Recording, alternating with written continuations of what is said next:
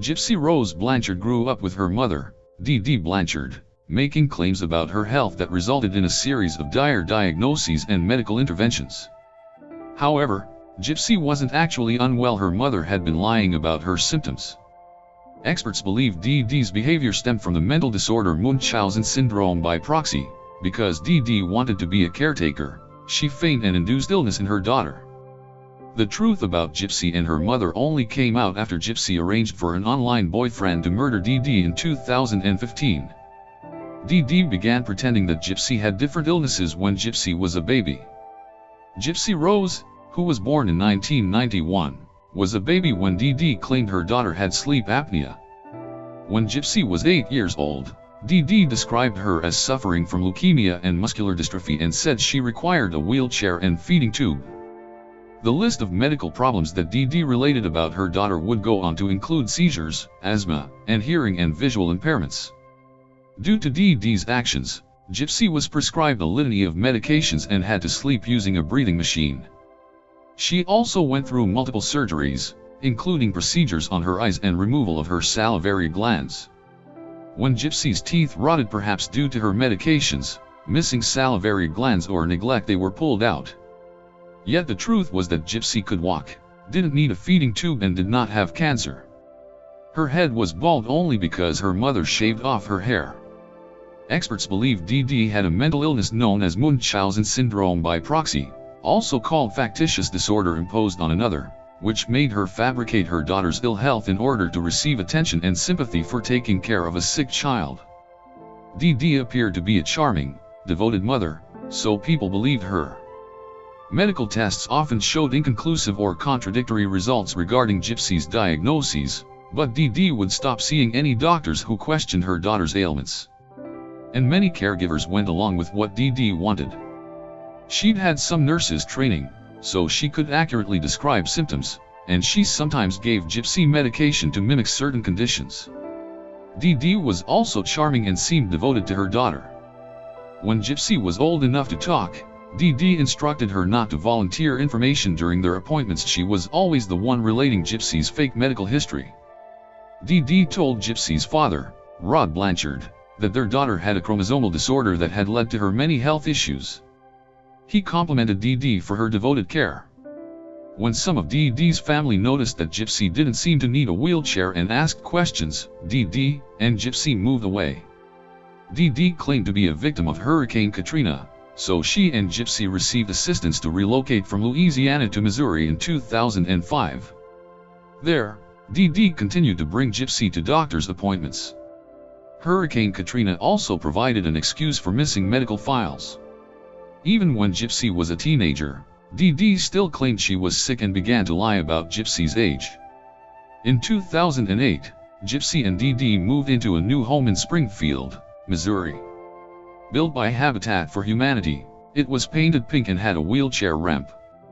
Gypsy and Dee Dee also received benefits that included charity-sponsored visits to concerts and Disney World.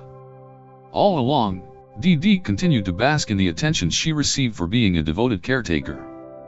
When Gypsy was 14, she saw a neurologist in Missouri who came to believe she was a victim of Munchausen syndrome by proxy. However, this doctor never reported her case to authorities. In later interviews, he stated his belief that there wasn't enough evidence to act. In 2009, an anonymous report was made to authorities stating that Dee Dee's accounts of Gypsy's ailments had no medical basis. This resulted in 2 caseworkers visiting their home, but Dee Dee convinced them there was nothing wrong. As Gypsy grew older, Dee Dee began to lie about her age, going so far as to alter the dates on Gypsy's birth certificate to make her daughter seem younger. But Gypsy was still becoming harder for Dee Dee to control.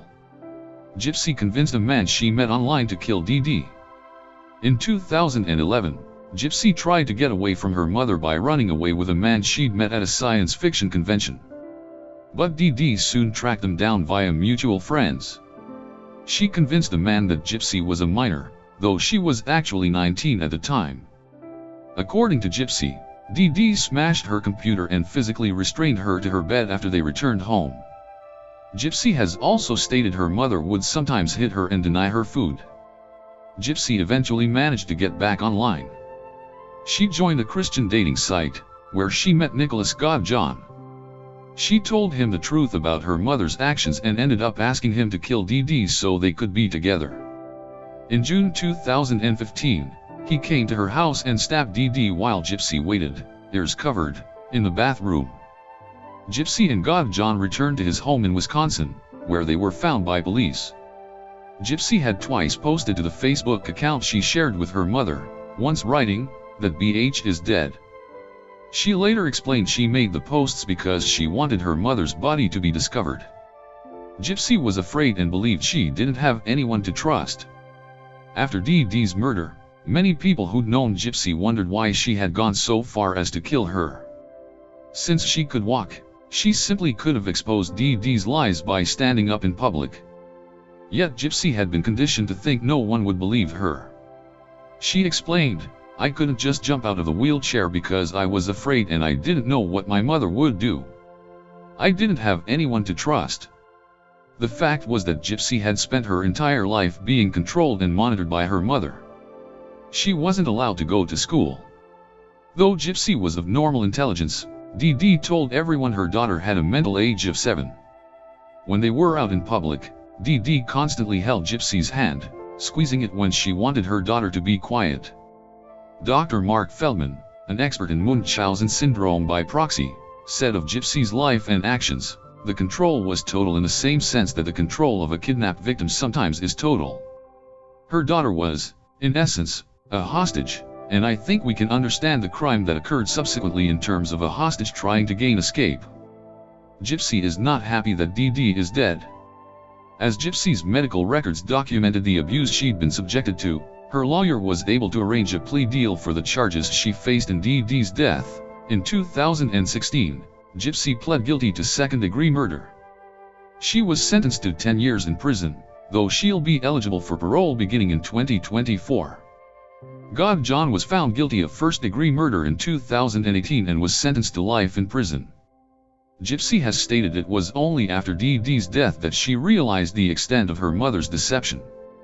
While Gypsy had known she could walk and eat regular food, she had believed she had leukemia. Today Gypsy is healthy. She's also said she enjoys more freedom in prison than in the life she shared with Dee Dee. However, when asked by Dr. Phil if she was glad her mother was dead, she stated, "I'm glad that I'm out of that situation, but I'm not happy she's dead."